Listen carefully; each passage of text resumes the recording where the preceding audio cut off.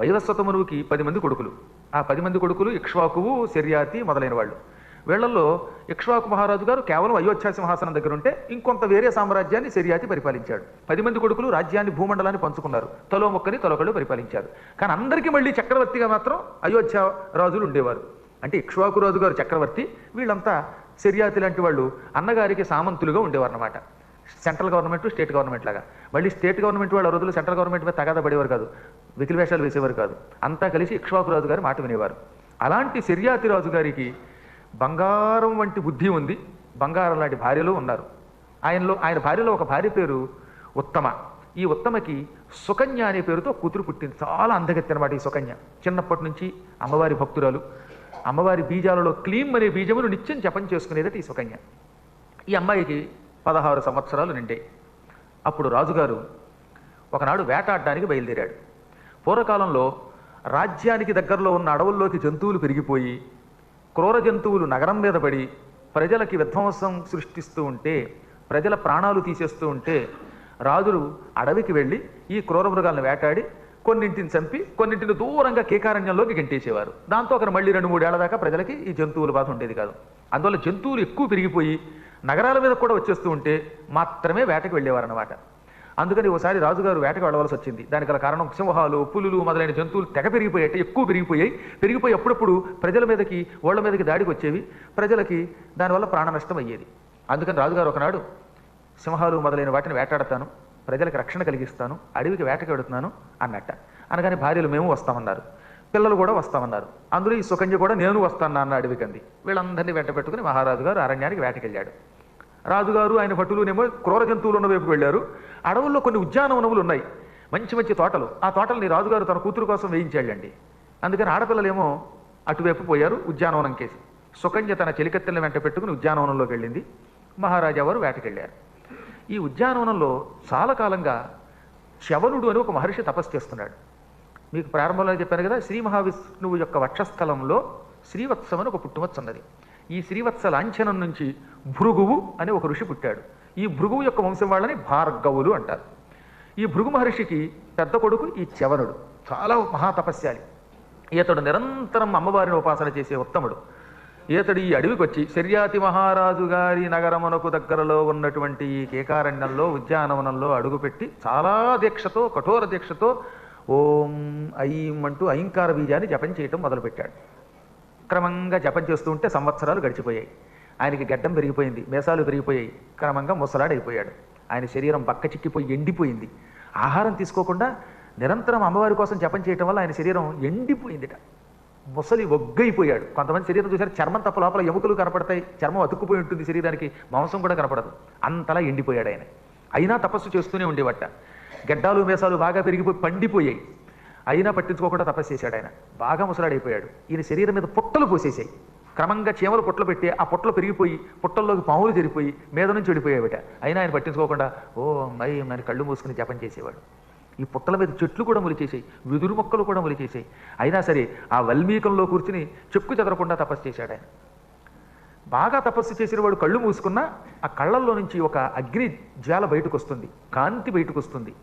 ఈయన శరీరం మీద పుట్టలు పోసి ఈయన లోపల తపస్సు చేసుకుంటూ ఉంటే కళ్ళు మూసుకున్న ఈయన కళ్ళల్లో నుంచి అగ్ని వంటి కాంతి బయటికి రావడం మొదలెట్టింది. చూసేవాళ్ళకి మినుగురు పురుగులు లోపల ఉన్నట్టుగా కనపడేది అనమాట. పుట్టలోంచి కాంతి మాత్రం బయటకు వస్తుంది, ఇంకా ఆయన శరీరం మాత్రం కనపడేది కాదు. అలాంటి పుట్ట దగ్గరకి సుకన్య వచ్చింది, శర్యాతి కూతురు, తన చెలికత్తెల్ని తీసుకుని. అలా తిరుగుతూ పువ్వులు కోసుకుంటూ పుట్ట దగ్గరికి రాగానే ఆ పుట్టలో నుంచి మినుగురు పురుగుల కాంతి వంటి కాంతి బయటికి రావడం చూచింది. చెంచలోపమా దదర్శ చాస్య రంధ్రేవై ఖద్యోతయవ జ్యోతిషి. ఖద్యోతం అంటే మినుగురు పురుగు. మినుగురు పురుగులు లాంటి కాంతిని చూసింది. ఈ పుట్టలో ఏవో పురుగులు ఉన్నట్టాయి, ఆ పురుగులు మెలమెల మెరుస్తున్నట్టున్నాయి, బహుశా అవి మినుగురు పురుగులు అయి ఉంటాయి అనుకుని ఈ పురుగుల్ని బయటికి లాగుదామా లేక పొడుద్దామా అందుట. చెలికత్తెలు ఈవిడికి 2 ముళ్ళు పట్టుకొచ్చారు. ఈ ముళ్ళతో పొడు అన్నారు. వెంటనే ఆవిడ ముళ్ళు ఒకటి తీసుకుంది. ఆ ముళ్ళు తీసుకుని, చిన్నపిల్ల కదా ఏవో పురుగులనే ఉద్దేశం వాడిది, ఆ పురుగులు అనుకుని పుట్ట దగ్గరకు వచ్చి కాంతి గుండా లోపలికి పొడి చేసింది. కాంతి వస్తున్న స్థానంలో ఈ ముళ్ళుతో కసుక్కున పోటు పొడిచింది. అప్పటికి లోపల ఉన్నాయన ఈ అమ్మాయిని చూసేశాడు. దగ్గరకు వచ్చి ముళ్ళుతో పొడుస్తూ ఉంటే మా మా వద్దు అన్నట్ట. మా నా పేరు చవనుడు, ముళ్ళుతో పడవద్దు అన్నట్టు పాపం. కానీ అప్పటికే ఆయన కంఠం బాగా డేలా పడిపోయింది, పేలైపోయింది. తప్పదు. అలాగా ఈయన ఉపవాసాలతో మాడిపోయి ఉండడం వల్ల గొంతంతా సన్నబడిపోయి నోట్లోంచి గొంతుకు రాక, వద్దు సుందరి కళ్ళు పడవద్దంటున్నా ఈ కంఠం ఆవిడికి వినపడలేదు. కాబట్టి ఇక మీదట మీరేం చేయాలన్నమాట, ఏదన్నా మాట్లాడేటప్పుడు స్పష్టంగా మాట్లాడండి, అర్థమయ్యేటట్టు మాట్లాడండి, కంగును మాట్లాడండి. ఏది ఏమైనప్పటికీ పాపం ఈయన కంఠం వినపడక ఆవిడ వెనక ముందు చూడకుండా పొడిచి పారేసింది. 2 కళ్ళు పోయాయి, అందులోకి నెత్తురు బయటకు వచ్చిందిట. ఆ ముళ్ళుకి నెత్తురు అంటుకుంది, కళ్ళు పుట్టుక్కన పేలిపోయాయి. దాంతో ఆమెకు అనుమానం వచ్చింది, ఓరి నాయనోయ్ ఈ లోపల ఉన్నవి మిణుగురు పురుగులు కావు, ఎవరో లోపల ఉండుంటారు, కళ్ళు అయ్యి ఉంటాయి, అందుకే ముళ్ళుతో పడవగానే కళ్ళు పేలిన శబ్దం వచ్చింది, నెత్తురు బయటకు వచ్చింది. అనవసరంగా ఏ మహర్షికో కళ్ళు పోగొట్టానేమో, ఎందుకంటే సాధారణంగా మహర్షులు తపస్సు చేస్తూ ఉంటే వాళ్ళ మీద పుట్టలు పోస్తాయని, పుట్టల్లో వాళ్ళు ఉంటారని, అలాంటి వాళ్ళ కళ్ళు మెరుస్తూ ఉంటాయని పెద్దలు చెప్పారు అని భయపడి ఈ విషయం మా నాన్నగారికి చెప్తే తిడతాడేమో అనుకుని చెలికత్తెలు తీసుకుని పారిపోయింది. ఇప్పుడు వచ్చింది ఒక గొడవ. ఏమిటది, ఈవిడ ముళ్ళుతోటి ఆ ఋషి కళ్ళు పోగొట్టగానే ఆ అమ్మాయికి ఏమవ్వలేదట, ఆమె చెలికత్తెలకి, మహారాజుగారికి, ఆయన మంత్రులకి, భటులకి, భార్యలకి అందరికీ మలమూత్రాలు బిగుసుకుపోయాయి. ఇది కొంచెం వివరించి చెప్పాలి. అంటే ఏమిటనమాట, ప్రతివాడికి మూత్రం పోసుకోవాలని అనిపిస్తుంది, బ్లాడర్ అంతా నిండిపోయింది, కానీ ఎంత విసర్జిద్దామన్నా బయటికి రాదు. ఇది ఎంత బాధ అండి బాబోయ్, మూత్రం లోపల బిగుసుకుపోతే బయటికి రాకపోతే చాలా యాత్ర పడిపోతారు. అలాంటప్పుడు మన వాళ్ళు ట్యూబులు పెట్టి తీసేస్తుంటారు చూడండి, అప్పట్లో ట్యూబులు లేవులేండి. అలాగే మలం బయటకు వస్తుంది కానీ బయటికి రాదు, తన్నుకు వస్తుంది, ఏది మల విసర్జనకు వెళ్ళాలనే బాధ, కానీ అది మాత్రం స్థానం దాటి బయటికి రాదు. ఇంకా ఈ మలమూత్రముల బయటికి రాక విసర్జించక వీళ్ళు పడిన బాధ అంతా ఇంత కాదు.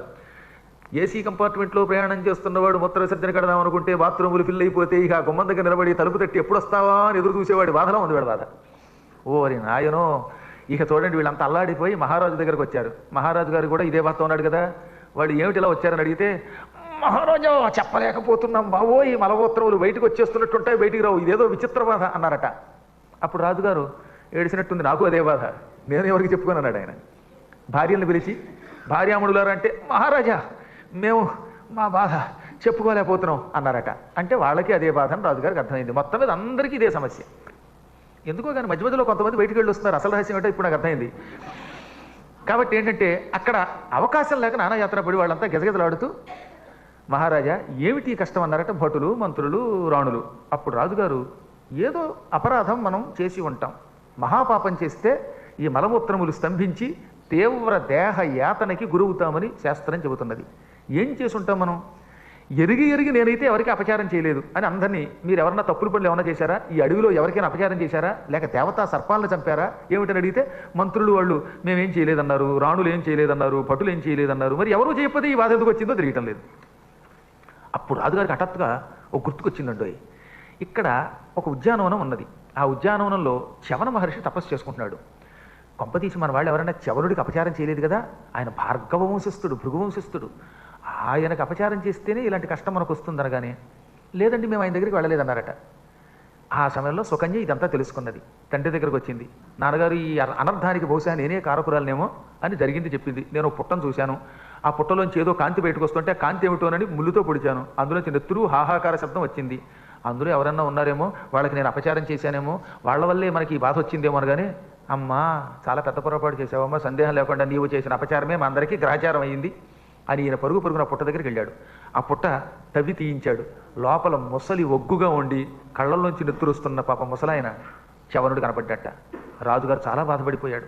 వెంటనే ఆయన కాళ్ళు పట్టుకున్నాడు, మహర్షి శ్రీవత్సాఖ్య పవిత్ర గోత్రదుడివి, ఉత్తమోత్తముడివి, తపస్యాలివి, అటువంటి నీకు నా కుమార్తె అజ్ఞానంతో అపచారం చేసింది, అజ్ఞానాద్ బాలయా బ్రహ్మన్ కృతం తక్షంతుమర్హసి అక్రోధనాకి మునయః భవంతీతి మయా శృతం. అజ్ఞానం వల్ల, చిన్నపిల్ల అవడం వల్ల, అమాయకత్వం వల్ల నా కుమార్తె నీకు అపరాధం చేసింది, నీ కళ్ళు పొడిచింది, నీకు బాధ కలిగించింది. నీవు ఆ బాధను తట్టుకోవడం కష్టమే, అయినా క్షమించు అని కోరుతున్నాను. ఎందుకంటే మునులు ఎంత బాధ కలిగినా ఇతరులకు అపచారం చెయ్యరు, అపకారం చెయ్యరు. అక్రోధనాహి మునయః, మునులకి కోపం ఉండదు. వాళ్ళు ఎంత కోపంతో ఉన్న వెంటనే ఆ కోపాన్ని ఉపసంహరించుకుంటారు. ధర్మం కోసం కోపం నటిస్తారు, నిజానికి వారికి కోపం ఉండదు. నీవు పరమశాంతస్వరూపుడివి, నా కుమార్తెను క్షమించవా అనగానే ఆ ముసలైన ఉన్నాడు తెలుసా, రాజా నిజానికి నేను శపించలేదు, నాకు అపచారం చేసింది కదా, ఆ అపచారమే పాపమై మీకు ఈ కష్టం తెచ్చిపెట్టింది. ఇప్పుడు నేను చెప్పిన పని చేస్తే మీకున్న కష్టం తొలగిపోతుంది. అసలే నేను ముసలాన్ని, తపస్సు చేయడానికి ఈ మధ్యన అశక్తుడైపోయాను. ఉన్న కళ్ళు కాస్త మీ అమ్మాయి పోగొట్టింది. ఇప్పుడు నేను గుడ్డివాడినై దిక్కు మొక్కు లేకుండా ఈ అడవిలో తిరగడం కష్టమే కదా. ముసలివాడికి మంచినీళ్ళు తాగాలంటే ఎవరిస్తారు? ఆకలిస్తే ఆహారం ఎవరు తేవగలరు? అసలే ముసలితనంలో ఆరోగ్యం అంతంత మాత్రంగా ఉన్నవాళ్ళు కళ్ళున్నా తమ పనులు తాము చేసుకోలేరు. ఉన్న కళ్ళు కూడా మీ ఆవిడ పోగొట్టింది. నా కళ్ళు ముళ్ళుతో పొడిచి కుళ్ళైపోయేలాగా పుళ్ళయ్యేలా చేసింది. కాబట్టి నాకు సేవ చేసేవాళ్ళు దొరికితే నీకు ఈ కష్టం తొలగిపోతుంది అన్నట్ట. అదెంత పనండి, మా దగ్గర చాలామంది ఉన్నారు సేవకులు. సేవకాహ బహవః సేవాం కరిష్యంతి తవానిశం. నీకు సేవ చేయడానికి 10,000 మంది దాసీ జనాన్ని ఇక్కడ పెడతాను. నీకు బిల్డింగ్ కట్టిస్తాను, ఇక్కడ మంచి భవనంలో నీకు విడిది ఏర్పాటు చేస్తాను, అన్ని ఖర్చులు నేను పెట్టుకుంటాను. 10,000 మంది దాసీ జనం నిరంతరం నీకు స్నానాలు చేయిస్తూ భోజనాలు పెడుతూ ఉపశమనాలు చేస్తారు, సేవలు చేస్తారు అనగా నాకు అవి ముద్దునైనా. నువ్వు ఎవరినైనా ఇక్కడ సేవకులు పెడితే వాళ్ళు ఏమనుకుంటారో తెలుసా? ఈ ముసలాడు ఎప్పుడు చస్తాడో రా బాబు, హాయిగా నగరంలో ఉండేవాళ్ళం మనం, వీడికి కళ్ళు పోవటం వల్ల రాజుగారు మనల్ని ఇక్కడికి ట్రాన్స్ఫర్ చేసేశారు. శంకరగిరి మాన్యాలను ఉంటాయి, అక్కడికి ట్రాన్స్ఫర్ అయితే ఎంత బాధండి. మరి ఈ మారుమూలకి అడవిలోకి ట్రాన్స్ఫర్ చేశారు రాజుగారి ముసలాడి వల్ల. కాబట్టి ఈ ముసలాడు చచ్చిపోతే మళ్ళీ మన నగరానికి పోవచ్చం, లోపల నన్ను తిట్టుకుంటారు. అప్పుడు ఆ శాపానికి నేను గురవుతాను. సేవకులు సేవకులే, వాళ్ళు మనస్ఫూర్తిగా ఎలా పనిచేస్తారు? డబ్బు కోసం పనిచేసేవాడు సంపూర్ణమైన సేవ చేయలేడు, ప్రేమగా చేయలేడు. ఈ ప్రపంచంలో ఒక పురుషుడికి మనస్ఫూర్తిగా సేవ చేయాలంటే ఆవిడ భార్య అయి ఉండాలి. భార్య మాత్రమే అలా సేవ చేస్తుంది. అంటే పూర్వం పతివ్రతలు ఉండేవారు కదా, అందుకని పతివ్రత అయిన స్త్రీ తన భర్త ఎలా ఉన్నా సరే వాడికి సేవ చేస్తుంది. కాబట్టి నాకు ఈ వయస్సులో సేవ చేసేందుకు ఓ భార్య కావాలి. మీకు పెళ్లి చేస్తానండి అన్నట్ట. పెళ్లి చేస్తానండి, నువ్వు ఎవరినో పట్టుకొచ్చి అంటగడితే కాదు. నీ కుమార్తె నా కళ్ళు పోగొట్టింది, ఆవిడ నాకు ఇచ్చి పెళ్లి చేస్తేనే నేను నీకు శాప విముక్తి కలగజేస్తాను, మీ అందరికీ దేహ బాధలు తొలగుతాయి. నీ కుమార్తె నన్ను ఎంతో ప్రేమగా చూసుకుంటుంది, కళ్ళు ఆవిడే పోగొట్టింది కనుక ఆవిడే సేవ చేస్తుంది, నాకు అన్నం పెడుతుంది, స్నానం చేయిస్తుంది, బట్టలు ఇస్తుంది, నేను సుఖంగా ఉంటాను అన్నట్టు. ఆయన నెత్తి నోరు మొత్తుకొని, ఈయనేమో ముసలాడు, శరీరం చూస్తే ఇలా ఎండిపోయింది, ఏదో పని పద్మాకర్ గారు అందంగా ఉంటే ఇచ్చేయిస్తున్నాం, అది లేదు పోని, చావడానికి సిద్ధంగా ఉన్నాడు, ఉన్న కళ్ళు పోయాయి. ఇటువంటి వాడికి చూస్తూ చూస్తూ 16 ఏళ్ళ అమ్మాయిని ఎలా ఇచ్చి పెళ్లి చేస్తాం అనుకుని, అయ్యా ఇది అన్యాయం అండి ఇవ్వనన్నట్ట. ఇవ్వకపోతే నీ కర్మ అన్నాడు ఆయన. ఇప్పుడు రాజుగారు పక్కకు వచ్చి, నేను చచ్చిపోయినా పర్వాలేదు, మా వాళ్ళందరం మలమూత్రాల యాతనతో బాధపడినా పర్వాలేదు, చూస్తూ చూస్తూ బంగారం లాంటి ఈ కన్యామణిని ముసలాడికి మాత్రం ఇవ్వను. ఒకవేళ పెళ్లి చేసినా యవ్వనంలో కామాన్ని జయించడం కష్టం. యవ్వనం ప్రతి వ్యక్తిలో కామాన్ని రేకెత్తిస్తుంది. ఈ కామాన్ని జయించడం చాలా కష్టం. అందుకే ఎంతోమంది గొప్ప గొప్ప తీర్థయాత్రలకు వెళ్ళి కూడా భ్రష్టులైపోతూ ఉంటారు. ఈ యవ్వనంలో మా అమ్మాయి ఉన్నది, ఈ అమ్మాయిని పోన్లేని మనస్సు చిక్కబట్టుకుని ఈ ముసలానికి ఇచ్చి పెళ్లి చేస్తే రేపు ఎప్పుడైనా కాముకురాలైనప్పుడు ఈ ముసలాడి వల్ల ఏ సుఖము లేదనుకుని వీడిని విడిచిపెట్టి మరొక పురుషుడిని పెళ్లి చేసుకోవచ్చు. అది నాకు చెడ్డే. కాబట్టి ఏ రకంగా చూసినా అందగత్తెకి అందగాడిని ఇచ్చి పెళ్లి చేయాలి, యువతీమణిని యువకుడికి ఇచ్చి పెళ్లి చేయాలి, ముసలాడికి పడుచు పెళ్ళం బాగుండదు, అందువల్ల నేను ఇవ్వను అన్నాడు ఆయన.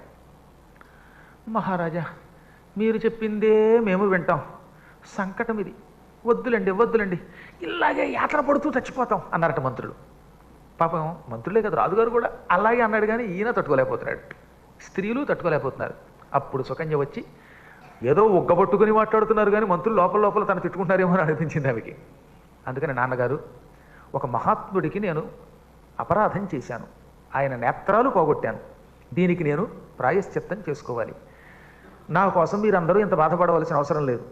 నేను మనస్ఫూర్తిగా అంగీకరిస్తున్నాను, ఈ ముసలాయిని పెళ్లి చేసుకుంటాను, ఆయన వెంటే ఉంటాను. పూర్వకాలంలో ఎంతో మంది పతివ్రతలు తమ భర్తలకి సేవ చేశారు. అరుంధతి వశిష్ఠుణ్ణి పట్టుకున్నట్టుగా, అగస్త్యుణ్ణి లోపాముద్ర పట్టుకున్నట్టుగా, సూర్యుణ్ణి సంధ్యాదేవి పట్టుకున్నట్టుగా, లక్ష్మీ నారాయణుణ్ణి సేవించినట్లుగా, పార్వతి పరమేశ్వరుణ్ణి సేవించినట్లుగా, సరస్వతి బ్రహ్మని సేవించినట్టుగా నేను ఈయనని సేవిస్తాను, మొహమాటం లేకుండా ఇచ్చి పెళ్లి చేయండి, ఎందుకంటే నాకు వేరే ఏం అక్కర్లేదు, నేను భక్తితో సేవిస్తాను, సతీధర్మంతో ఉంటాను, మీ అందరూ సుఖంగా ఉంటే చాలు అనగా ఆయన మొదట్లో నచ్చ చెప్పాడు. చివరికి కూతురు గట్టిగా చేసుకుంటానంటే సర్లే అమ్మ, కానీ కొంచెం ధర్మబద్ధంగా ఉండు సుమా అని హెచ్చరించి తన కుమార్తెని పట్టుకెళ్ళి చవరుడు చేతిలో పెట్టాడు. పెట్టగానే వాళ్ళకున్న బాధ అంతా క్షణంలో తొలగిపోయిందిట. చేత్తో తీసినట్టుగా వాళ్ళ బాధ అంతా పోయింది. వాళ్ళు ఆనందపడ్డారు. అయితే అమ్మాయి, నీకు అల్లుడి గారికి ఉండడానికి ఒక మంచి భవనం కడతానంటే, మా ఆయన తపస్సు చేసుకునేవాడు, తపస్సు చేసుకునేవాడికి ఆశ్రమం తప్ప ఏమక్కర్లా, ఓ తాటాకుతో పాక వేయించండిట. పాక వేయించాడు. కొన్ని నగలు వస్త్రాలు ఇవన అంటే, మా ఆయన తపస్సు చేసుకుంటాడు, మాకు నారచీరలు తప్ప ఏమీ వద్దు, జంక చర్మాలు దర్భలు నారచీరలు ఇచ్చి ఇంక వెళ్ళిపోండి, మీరు ఇక్కడ ఉండద్దు, నేను నా భర్తను చూసుకుంటానండిట. రాజుగారు ఆశ్చర్యపోయి ఈ కుమార్తె యొక్క నిష్టగా మెచ్చుకొని వాళ్ళకు ఒక ఆశ్రమం కట్టించిచ్చి ఆ ఇద్దరిని అక్కడ వదిలి వాళ్ళు పడుకోవడానికి దర్భ మొదలైనటువంటి చాపలిచ్చి ఏవో కట్టుకోవడానికి నారవస్త్రాలు మాత్రం ఇచ్చి తన దారిని తాను వెళ్ళిపోయాడు. ఇక అక్కడి నుంచి ఆమె నగలన్నీ తీసేసింది, నారచీరలు ధరించింది, భర్తకి అత్యంత శ్రద్ధతో సేవ చేసింది. రోజు తెల్లవారుజామున 3ంటికి లేచేదిటండి. లేచి దగ్గరలో పెద్ద చెరువు ఉందని చెప్పానే, ఆ చెరువు దగ్గరికి వెళ్ళి అందులో స్నానం చేసి మడి నీళ్లు పట్టుకొచ్చేది. మళ్ళీ ప్రొద్దెక్కాక వెడితే, సూర్యుడు వచ్చాక వెడితే అక్కడ కూడా కొంతమంది ఆశ్రమవాసులు ఉన్నారు. ఈ ఆశ్రమవాసుల్లో ఎవరైనా తన వెంట పడతారేమో, ఎందుకైనా మంచిది కాబట్టి మగవాళ్ళ కంట పడకుండా ఉండడం మంచిదనే ఉద్దేశంతో తెల్లవారుజామున వెళ్ళి స్నానం చేసి మడి నీళ్లు తెచ్చి ఆ నీళ్లతోటి భర్తకి స్నానం చేయించి, దాంతోపాటు మంచినీళ్ళు ఆయనకి ఏర్పాటు చేసి, జపం చేసుకోవడానికి సంధ్యావందనానికి దండకమండలాలు ఏర్పాటు చేసి, అన్నీ అయ్యాక ఫలహారాలు ఏర్పాటు చేసేది. ఫలాహారం స్వయం కృత్వా, స్వయంగా తానే పళ్ళు ఆయనకి పెట్టేది. అప్పుడప్పుడు ఆయన ఏదైనా అడిగితే వండి కూడా పెట్టేది, దుంపలవి ఉడకబెట్టి పెట్టేది. ఆ తర్వాత ఆయన తిని పడుకున్నాక కాళ్ళు నొక్కేది. ముసలాయన కళ్ళు తుడిచేది, ఒళ్ళు తుడిచేది. మరీ బుట్టలా అయిపోయిందట ఆయన శరీరం. చర్మం ఊడిపోతున్న పాము కుబుసంలాగా అంత మెత్తగా ఉండేదన్నమాట. ముట్టుకుంటే చర్మం ఊడొచ్చేస్తుందా అన్నంత ముసలాడైపోయాడు ఆయన. అటువంటి వాడిని అసహించుకోకుండా సేవ చేసేది, కాళ్ళు నొక్కేది. అప్పుడప్పుడు ఆయన సరిగ్గా నొక్కట్లేదు అనేవట. ఇదంతా పరీక్ష. నిజానికి అస్సలు చెవరుడు కోపం ఉండసమండి. ఈవిడ నా కళ్ళు పోగొట్టింది కాబట్టి ఈవిడ నన్ను ఎలా సేవిస్తుందో చూద్దామని మధ్య మధ్యలో విసుక్కునేవాడు అనమాట. గురువులు ఎప్పుడు విసుక్కున్నట్టు నటిస్తారు. విసుక్కోవడం అంటే అది పరీక్ష అని అర్థం. అందువల్ల ఆయన జగద్గురుడాయే విసుక్కున్నట్టు నటిస్తే ఆవిడ ఏమాత్రం కసుక్కోకుండా, విసుక్కుంటే కసుక్కోకుండా కాళ్ళు మెల్లగా నొక్కేది. ఆయన నిద్రపోతున్నప్పుడు ఆ కాళ్ళ దగ్గరే పడుకునేదిట. ఆ తర్వాత మళ్ళీ తెల్లవారుజామున లేచిపోయేదిట. ఇలా ఎన్నో రకాలుగా ఆయనని చాలా కాలం సేవించింది. ఒకరోజు ఏమైంది, మరీ బొత్తిగా తెల్లవారుజామున 3 దాకా పడుకోలేదు ఆయన. అప్పటిదాకా కాళ్ళు నొక్కమనేవట. నొక్కు కాళ్ళు అలిసిపోయావు అనేవట. అంతంత పరీక్ష నేను పెడితే మీరు ఏమైపోతారని అనిపిస్తున్నమాట. గట్టిగా ఇంతమంది భక్తులు ఉంటాడు, ఒకడు కాళ్ళు నొక్కేవాడు ఉండడు, ఒకళ్ళు నొక్కినా గట్టిగా నొక్కేసి కాళ్ళు ఎరగొట్టేవాడు ఒకడు, అసలు నొక్కకుండా ఉండేవాడు ఒకడు. పాపం ఆయన ఎంతో పరీక్షించాడు ఆవిడ. అయినా సరే విసుక్కోకుండా ఉంది ఆవిడ. 3ంటికి పడుకున్నాడు ఆయన. అప్పుడు ఈమెకి కునుకు వచ్చింది. ఆ కునుకు తెల్లవారుజామున రావడం వల్ల ఏమైపోయింది, సూర్యోదయం దాకా లేవలేదు. సూర్యోదయ సమయానికి ఆవిడకి మెలకు వచ్చింది. మెలకు రాగానే టక్కున లేచి, స్వామి వాళ్ళ ఆలస్యమైంది, సంధ్యా సమయం అయిపోతుంది, నేను చకచక స్నానం చేసి నీళ్లు పట్టుకొస్తాను అని ఆ క్షణమే ఒక్కత్తి బయలుదేరి రోజు స్నానము చేసేటటువంటి తటాకం దగ్గరికి వెళ్ళింది. కొండ పుచ్చుకుని స్నానం చేసిన తర్వాత కొండతో నీళ్లు తేవడానికి కొండతో పాటు బయలుదేరిందిట. అప్పటికి ఇంచుమించుగా సూర్యుడు ఉదయిస్తున్నాడు. ఈ పూట ఆలస్యముగా చెరువులో స్నానము చేసి ఆ తర్వాత బట్టలు పిండుకుని పొడి బట్టలు కట్టుకుని ఒడ్డు మీదకి వచ్చి కొండతో నీళ్లు పట్టుకుంటున్నటువంటి ఈ సుందరీమణిని 2 పురుషులు చూశారు. వాళ్ళు సూర్యుడి కొడుకులు, అశ్విని దేవతలు. సూర్యుడికి సంధ్యాదేవి వల్ల పుట్టిన కవల పిల్లలు వాళ్ళు. వాళ్ళకి నాసత్యులు అని పేరు. దస్సురులు అన్న నాసత్యులు అన్న వాళ్ళే. వాళ్ళు మహానుభావులు, కవల పిల్లలు. ఆ 2 పరమసుందరులు. ఎవరైనా అందంగా ఉంటే అశ్విని దేవతలతో పోల్చేవారండి పూర్వం. ఇంద్రుడి కొడుకు జయంతుడు, విష్ణుపుత్రుడు మన్మథుడు, అలాగే వసంతుడు, అశ్విని దేవతలు, నలకోబరుడు, వీళ్ళందరూ చాలా అందగాడు అనమాట. అందుకని ఎవరైనా అందంగా ఉంటే నలకోబరుడులో ఉన్నాడరా, మన్మధుడిలో ఉన్నాడరా, జయంతుడిలో ఉన్నాడరా, అశ్విని దేవతల్లో ఉన్నాడరా, పద్మాకర్ గారిలో ఉన్నాడరా అని పొగిడేవారు. ఈ విధంగా అందరి చేత పరమసుందరులుగా ప్రశంస పొందినటువంటి అశ్విని దేవతలు చాలా రోజులుగా ఈ సుకన్యను చూస్తున్నారు.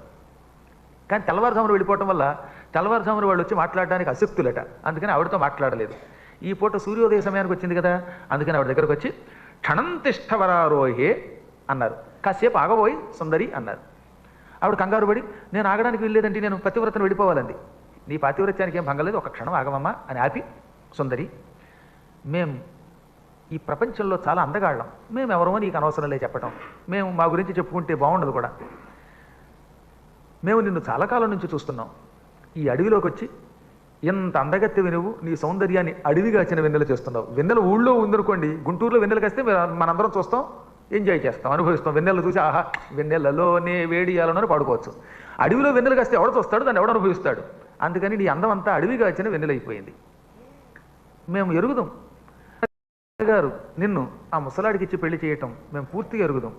నీవు శర్యాతి పుత్రికవి, సుకన్యవి, నిజంగా కన్యగానే ఉండిపోయావు పాపం. నీ బాధలు చూచినప్పుడల్లా మేము కూడా వ్యధ చెందుతున్నాం. అయ్యో ఇంత సుందరీమణికి, కన్యామణికి ఈ దిక్కుమాల ముసలాడేమిటి, ఆవిడకి ఏం సుఖం లేకుండా అయిపోయింది అని మేము కూడా బాధపడుతూ ఉంటాం. మా మాట నువ్వు వింటే నీకు మహాసౌఖ్యం ఇస్తాం. ఎందుకు ఈ ముసలివాడితో కాపురం, నువ్వు అంటే ముసలాడి పీకులు కోతలు వారేయచ్చు, లేదా వాడికి చెప్పి చెప్పకుండానే మనం ఎక్కడికైనా పోవచ్చు. మేము ఎంత అందగాళ్ళం, మాలో ఒకరిని వరించామనుకో అబ్బో నువ్వు ఎన్నో సుఖాలు పొందవచ్చు అనగానే, మహానుభావులారా మీరెవరో నేను కనిపెట్టేశాను. మీరు సూర్యుడి కొడుకులు. నా పాతివ్రత్య మహిమ వల్ల మిమ్మల్ని నేను గుర్తించాను. సూర్యభగవానుడి పుత్రులు అశ్విని దేవతలు. అశ్విని దేవతలు ఏమిటి, ఇలాంటి అసభ్యపు మాటలు మాట్లాడటం ఏమిటి? నేను ప్రాణము పోయినా పరపురుషుణ్ణి చేతితో తాకను, కన్నెత్తి తోడను, ఇది నా కఠోర నియమం. పరమపతివ్రతని. దీనుడైనా, వృద్ధుడైనా, అంధుడైనా, నా భర్త నా భర్తే. నేను శవనుని పెళ్లి చేసుకున్నాను కనుక ఆయనే నా భర్త, ఆయనే నా సమస్తం, ఆయనే నాకు దిక్కు. నేను ఎట్టి పరిస్థితుల్లోనూ ఇంకొకరిని చూడను. మీరు పుణ్యాత్ములు. ఇలాంటి మాటలు మాట్లాడక వెళ్ళిపోండాను. కానీ ఎలాగో మమ్మల్ని గుర్తించావు కాబట్టి ఇప్పుడు మేము ధైర్యంగా చెబుతున్నాం. ఓసి వెర్రిదానా, ఇంత పాతివ్రత్యంతో నీవు జీవిస్తే చచ్చాక నీకు వచ్చేది స్వర్గం. అవునా? చచ్చాక చివరికి స్వర్గమే వచ్చేది. చచ్చాక వచ్చే స్వర్గం బ్రతికొండగా ఇస్తాం. మా మహామహిమతో నిన్ను పెళ్లి చేసుకుని స్వర్గానికి పట్టుకుపోయి కాపురం చేస్తాం. నీకు జరామరణములు లేకుండా అమృతమిచ్చి పోషిస్తాం. సుఖంగా ఉండవచ్చు. ఎన్నో వ్రతములు, దానములు, పాతివ్రత్య నియమాలు పాటిస్తే శరీరం విడిచిపెట్టాక మళ్ళీ స్వర్గానికి రావాలి. ఆ స్వర్గం బ్రతికొండగా ఇస్తాం. ఇంకెందుకు నీకు ఈ బాధ? వేలాది దాసదాసీ జనం నిన్ను సేవిస్తూ ఉండగా సకల సుఖాలు అనుభవించక నిత్యం ఈ ముసలాడికి కాళ్ళొత్తుతూ నిద్రలేక అలిసిపోయి ఆరోగ్యం పాడు చేసుకుంటున్నావా? చచ్చా, ఇది వద్దు. దేవలోకానికి పట్టుకుపోతాం, సకల సుఖాలు ఇస్తాం, మాలో ఒక్కరిని వరించు చాలు అనగా అప్పుడు ఆవిడ శర్యాతి మహారాజు కూతురిని డబ్బు కోసం, స్వర్గ సుఖాల కోసం కట్టుకున్న భర్తని విడిచిపెట్టను. పతిరంధోస్తి మే దేవ వృద్ధ శాతీవ తాపసః. ఓ దేవతలారా, నా భర్త వృద్ధుడు, అంధుడు. ఆయన సేవ నాకు ఇష్టం. నేనేం కష్టపడి చేయటం లేదు, ఇష్టపడి చేస్తున్నాను. పతివ్రతకి భర్త సేవయే సమస్తం. ఇంకొకసారి మీరు ఇలాంటి మాటలు మాట్లాడకుండా మా మాట మీద వెళ్ళిపోండి. నాకు ఈ ఆభరణాలు వద్దు. ఆభరణాలు కావాలంటే మా నగరంలో చాలా ఉన్నాయి. నిజంగా నేను పెళ్లి చేసుకోవాలనుకుంటే ఈయన వదిలి మొదట్లోనే ఇంకొకటి ఎవడో చేసుకునే దానిని. ఈతడే నాకు దిక్కు. కాబట్టి నా మాట వినండి, వెళ్ళిపోండి. వాళ్ళు మళ్ళీ ఇంకొకసారి ఆలోచించు, నీ జీవితం పాడు చేసుకోకు అని నచ్చ చెప్పబోయారు. దాంతో ఆవిడ కళ్ళు ఎర్రజేసి, సూర్యుడు కొడుకులు మహాత్ములు కదా అని మిమ్మల్ని క్షమించాను. మా వంశం సూర్యవంశం. వైవస్వతుడి యొక్క కొడుకు మా నాన్న, అంటే సూర్యుడు కొడుకు వైవస్వతుడు. ఆయన కొడుకు శర్యాతి, ఆయన కూతుర్ని. సూర్యుడు మాకు ముత్తాత అవుతాడు. ఆ సూర్యుడు పిల్లలు మీరు మాకు తాతలు అవుతారు. అందుకే సూర్యవంశం మీద అభిమానంతో మీరు దేవతలని, మర్యాద కలిగిన వారని క్షమించాను. ఇంకొకసారి మీరు వావి వరసలు విడిచిపెట్టి నిన్ను పెళ్లి చేసుకుంటాం, మాతోరా పతిని విడిచిపెట్టన్నారా, అతి గతి లేకుండా చేస్తాను. నా పాతివ్రత్య మహిమ మీకు తెలియదేమో. నేను ఈ నీళ్లు తీసుకుని మేమే చల్లితే మీరిద్దరూ బూడిదైపోతారు, జాగ్రత్త అన్నదట. దాంతో వాళ్ళు వణికిపోయి, సుందరి అంత మాట మాట్లాడకు, నువ్వు నిజంగా నీళ్లు తెలిస్తే మేము బూడిదైపోతాం, నీ శక్తి అంతా గొప్పది. ఇంతకీ మేము నిన్ను పరీక్షించాం, నిజానికి మేము కాముకులం కాదు. మహాత్ముల పరీక్షలు ఎదుర్కోవడం నీకు కొత్త కాబట్టి అర్థం కాలేదు. మేము నీ ధైర్యమునకు, నీ నియమమునకు, పాతివ్రత్య మహిమకి మెచ్చుకున్నాం. నీలాంటి వాళ్ళు ఈ ప్రపంచంలో చాలా అరుదుగా ఉంటారు. ఇప్పుడు మేము సంతోషించి నీకు వరం ఇద్దాం అనుకుంటున్నాం. మేము నిజానికి నిన్ను ఎన్నో రకాలుగా పరీక్షించాం. ఇదే ఒక సామాన్య స్త్రీ అయితే దేవతలు పిలిస్తే వెళ్లకుండా ఉంటానా అని వెళ్ళిపోయేదేమో. కానీ నువ్వు ఏమాత్రం ధర్మం నుంచి వెనక్కి మరలలేదు, ధర్మము నుంచి నీ మనస్సుని బెసకనివ్వలేదు. అందుకే మెచ్చాం. ఇప్పుడు మేము నీకు ఒక వరం ఇద్దాం అనుకుంటున్నాం. సుందరి, మేము దేవ వైద్యులం, దేవతలకు కూడా రోగాలు తొలగించే వైద్యులం. మా దగ్గర చాలా శక్తులు ఉన్నాయి. నువ్వు అంటే నీ భర్తకి ముసలితనం తొలగించి నవయౌవనం ఇస్తాం, పోయిన కళ్ళు తిరిగి వచ్చేలా చేస్తాం, నీ వయస్సుకి తగిన అందగాడిగా అతన్ని మార్చేస్తాం. మీరిద్దరూ హాయిగా సుఖంగా ఉంటారు. అంటే చవరుడు తన 16 ఏళ్ళు 18 ఏళ్ల వయసులో ఎలా ఉన్నాడో అలా అయిపోతాడు. ఇంకా పూర్వం కంటే కొత్త అందం వస్తుంది, మిసమిసలు ఆడిపోతాడు ఆయన. కళ్ళు కూడా వస్తాయి, మీరిద్దరూ సుఖంగా ఉండవచ్చు. మేము ఈ ఉపకారం చేద్దామనుకుంటున్నాం. కానీ ఇక్కడే ఉందో చిన్న మెలి. మేము నీ భర్తని చెరొక రెక్క పుచ్చుకుని ఈ సరస్సులో ములుగుతాం, నీళ్లలో ములుగుతాం. ములిగి లోపల నీటి అడుగున ఆయనకి కాయ చికిత్స చేస్తాం. శరీర చికిత్స చేశాక నీటిలోంచి పైకి తీసుకొస్తాం. బయటికి రాగానే మేము ముగ్గురం ఒకే రకంగా ఉంటాం. మా ముగ్గురిలో నీ భర్త ఎవరో నీ పతివ్రత మహిమతో గమనించి చెయ్యి పుచ్చుకోవాలి. నీ భర్తను నువ్వు పట్టుకోవాలి. ఒకవేళ మా ముగ్గురులో నీ భర్తను గుర్తించలేక మా ఇద్దరిలో ఎవరు చేయైనా పట్టుకున్నావు అనుకో, నువ్వు మా భార్య అయిపోవాలి. ఇందుకు నీకు ఇష్టం అయితే మీ భర్తకి యవ్వనం ఇస్తామనగానే మీరు చెప్పిందంతా బాగానే ఉందనుకోండి, కానీ ఇందులో ఒక లాజిక్కు మ్యాజిక్కు మెలి కనపడుతున్నాయి. తీరా మీ ముగ్గురు ఒకే రకంగా ఉన్నప్పుడు కొంపదీసి నా భర్త చెయ్యి బదులు మీలో ఎవరి చెయ్యైనా నేను పట్టుకుంటే అప్పుడు నేను పతివ్రతగా ఉంటానన్న వాక్యం వ్యర్థమైపోతుంది. అప్పుడు ఇంతసేపు మీతో మాట్లాడడం దండగే కదా. కాబట్టి ఇందులో ఏదో లేనిపోని ఇబ్బంది కలిగిస్తున్న మాట ఉంది. అయినా మీరు ఇక్కడే ఉండండి. ఈ విషయం నా భర్తకి చెబుతాను. మా భర్త గారు అంగీకరిస్తే మీరు చెప్పినట్టు చేద్దాం. ఇంత చేసి ఈ విషయం మా భర్తకి చెప్పాక ఆయన వద్దంటే అప్పుడు మీరేం చేయలేరు కదా. పతివ్రతను కనుక ఆయన చెప్పిన దానికి అంటాం తప్ప ఆయన వద్దంటే ఏ పని చేయలేను కనుక ఆయన దగ్గరికి వెడదాం. ఆయన అంగీకరిస్తే ఈ పని చేద్దాం, లేదంటే మిమ్మల్ని పంపేస్తాను. నేను వచ్చి మళ్ళీ కబురు చెప్పేదాకా ఇక్కడే ఉండండి అని వాళ్ళు అట్టే పెట్టి భర్త దగ్గరికి వెళ్ళింది. ఏమండి, అశ్విని దేవతలు వచ్చి మనకు ఒక మంచి ఉపకారం చేస్తామంటున్నారు అని జరిగిందంతా చెప్పి, ఇదేదో బాగుందని అనిపిస్తోంది, కానీ ఇందులో ఒక రవ్వంత బాధ కూడా ఉంది, ఇబ్బంది కూడా ఉంది. వాళ్ళిద్దరూ మిమ్మల్ని చెరో రెక్కా పుచ్చుకొని నీళ్లలో ములుగుతారట. మీకు ఆరోగ్యం ఇచ్చాక మీతో పాటు పైకి వస్తారట. వచ్చాక మీ ముగ్గురు ఒకే రకంగా ఉంటారట. అప్పుడు మీ ముగ్గురులో ఎవరో నేను గుర్తించాలి. పొరపాటున నేను మీ చేయి బదులుగా వాళ్ళు చేయబట్టుకుంటే వాళ్ళ భార్యను అయిపోవాలట. మీరు ఎట్టి పరిస్థితుల్లో సైగ చేసి ఈ విషయం నాకు చెప్పకూడదట. పోనీ భర్త గారు మధ్యలో వచ్చి ఇదిగా నేనే అని సైగ చేస్తే అర్థం అవుతుంది. కానీ మీరు చెయ్యెత్తితే వాళ్ళు చెయ్యెత్తుతారు. సమానంగా ఉంటాయట వాళ్ళ ఆలోచనలు, కదలికలు. ఈ ముగ్గురు ఒకేసారి బయటకు వచ్చాక ఒక ఆయన ముక్కు కొక్కుంటే ఇంక అందరూ ముక్కు కొక్కుతారు, ఒకటి చెయ్యి ఊపితే అందరూ చెయ్యి ఊపుతారు. అచ్చం ముగ్గురు ఒకే రకంగా ఉంటారు. ఈ ముగ్గురులో మీరెవరో నాకు తెలియకపోతే ప్రమాదం కదా, నా నియమం ఉల్లంఘించినట్టు అవుతుంది కదా అనగా ఆయన నవ్వి వచ్చి వెరిదానే ఇంత మంచి ఆఫర్ రమ్మంటే అది స్పెషల్ ఆఫర్ ఇది. ఇటువంటి అవకాశాన్ని ఎవడన్నా తెలివి తక్కువ తనతో దూరం చేసుకుంటాడా? నాకు నీ మీద నమ్మకం ఉన్నది, నీ తెలివితేటల మీద, అమ్మవారి నీ ఉపాసనా శక్తి మీద నమ్మకం ఉన్నది. నీవు అమ్మ భక్తురాలివి, అమ్మ భక్తులకు అసాధ్యం లేదు, ఒప్పేసుకో అన్నాడు ఆయన. నిజంగా ఎవడన్నా ఒప్పుకోకుండా ఉంటాడండి? నిజంగా ముసలాడు పడుచాడు అయిపోతాడంటే, పోయిన కళ్ళు తిరిగి వస్తాయంటే, ఎగిరి గంతులేసి దూరం అది దూకడానికి ఒకటి సిద్ధమైంది. అప్పుడే ఎంత అదృష్టంగా ఉంటారు. ఎవరికైనా యవ్వనం వస్తుందంటే అంత ఆనందం. ఇప్పుడైనా శవనుడు ఒప్పేసుకోనగానే మీరు అన్నారు కదా అలాగేలే అన్నది. ఇప్పుడు శవనుడిని వెంట పెట్టుకుని మెల్లిగా చెరువు దగ్గరికి తీసుకొచ్చి మీరు చెప్పిందాన్ని మేము ఒప్పుకుంటున్నాం, ఆయన ఒప్పుకున్నాడు అన్నది. అమ్మాయి మళ్ళీ అదే నియమం చెబుతున్నాం, ఒడ్డుకు వచ్చాక మాత్రం మేము ముగ్గురం ఒకే రకంగా ఉంటాం, మాలో నీ భర్తని వరించాలి సుమా అంటే అలాగేలండి అన్నదామె. వాళ్ళు శవన మహర్షి యొక్క చెరొక రెక్క పుచ్చుకుని నీటిలో బుడుంగును మునిగిపోయారు. ఎప్పటికీ బయటికి రారు వాళ్ళు. గంట గడిచింది, 2 గంటలు గడిచింది. ఈ మునిగిపోయిన వాళ్ళు రాకపోయేసరికి వీడికి అనుమానం వచ్చింది. కొంప తీసి వీళ్ళు ఏమైనా మోసం చేశారా అనుకుని భయపడిపోయిందిట. ఎంతలో అదృష్టం, క్రమంగా గొడ గొడ గొడ శబ్దమైంది నీళ్లలోంచి ముగ్గురు బయటికి తెలియారు. అమ్మయ్య వీళ్ళు మోసం చేయలేదని అనుకుందట. అనుకునే సమయానికి ఇంకో బాధ కలిగింది. ఇప్పుడు ఏమిటి ఇంద్రజాలం? ఇంద్రుడు కల్పించిన మహామాయలో ఉన్నారు వీళ్ళు ముగ్గురు. ఈ ముగ్గురులో ఎవరు నా భర్తో తెలియటం లేదు. ఈ నా భర్త ఎవరో తెలియక పరపురుషుడు చేయి పట్టుకోవడం కంటే మరణం నాకు నయం కదా అనుకున్నది. దేవతలు మరీ ఇంత మోసగాళ్ళు అనుకోలేదు అనుకున్నది. ఇప్పుడు ఏం చేయాలో తెలియలేదు. ఎంతలో వాళ్ళు సుందరి తొందరగా వచ్చి మాలో ఒకరు చేయి పుచ్చుకో, తప్పదు మరి, నువ్వు ఇచ్చిన వాటిని నిలబెట్టుకోకపోతే అది మహాపాపం అన్నారట. ఇప్పుడు ఆవిడ దధ్యౌ భగవతీం దేవీం తుష్టావచ కృసోదరి, ఆ సుందరీమణి సుకన్య భక్తితో అమ్మని ఇలా ప్రార్థించింది. కష్టకాలంలో చేసుకోవలసిన గొప్ప ప్రార్థన. ఇది కర్తవ్యం, ఇది అకర్తవ్యం, చెయ్యొచ్చా చెయ్యకూడదా, నా బతుకేమిటి అనుకుని ఎవడైనా బాధపడుతున్నప్పుడు, ఏది తేల్చుకోలేనప్పుడు ఈ శ్లోకములు చదివినా విన్నా అటువంటి వాడు ఆ కష్టం నుంచి బయటకు వస్తాడు. అందుకే ఈ శ్లోకాలు పూర్తిగా చదివేస్తున్నారు, ఒకటి విడిచిపెట్టకుండా.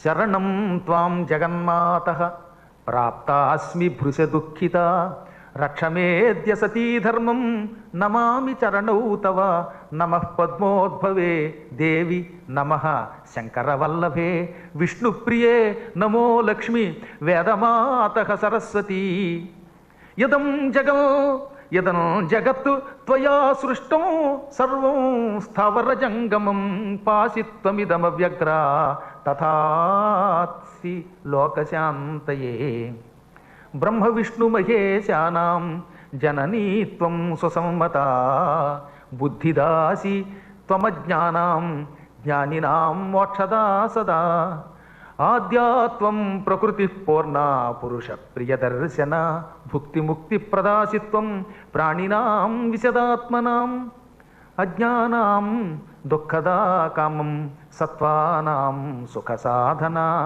సిద్ధిదా యోగినామంబ జయదా కీర్తిదా పునః శరణం త్వాం ప్రపన్నాస్మి విస్మయం పరమంగత పతిం దర్శయ మే మాతః మగ్నాస్మి శోకసాగరే దేవాభ్యాం చరితం కోటం కం వృణోమి విమోహిత పతిం దర్శయ సర్వజ్ఞే విదిత్వా మే సతీవ్రతం.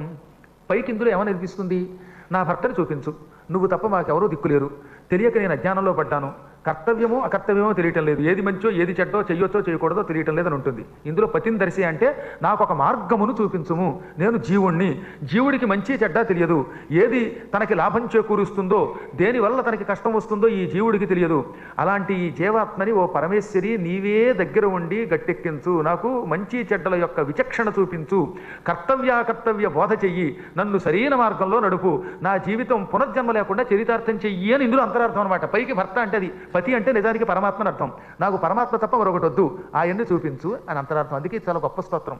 ఒక వ్యక్తి జీవితంలో ఏమి చెయ్యాలో చెయ్యకుండా, ఏమి చెయ్యొచ్చో ఏది చెయ్యకూడదో, దేనివల్ల లాభమో దేనివల్ల నష్టమో తేల్చుకోలేనప్పుడు, జీవితం అనే ఒక గమ్యాన్ని సరిగ్గా చేరలేనప్పుడు, భ్రాంతి పొందుతున్నప్పుడు, నానా బాధ పడుతున్నప్పుడు ఈ స్తోత్రం చేస్తే వాడిని సరైన మార్గంలో అమ్మ నడుపుతుంది, ఇక వాడికి కష్టం రాదని శాస్త్రం.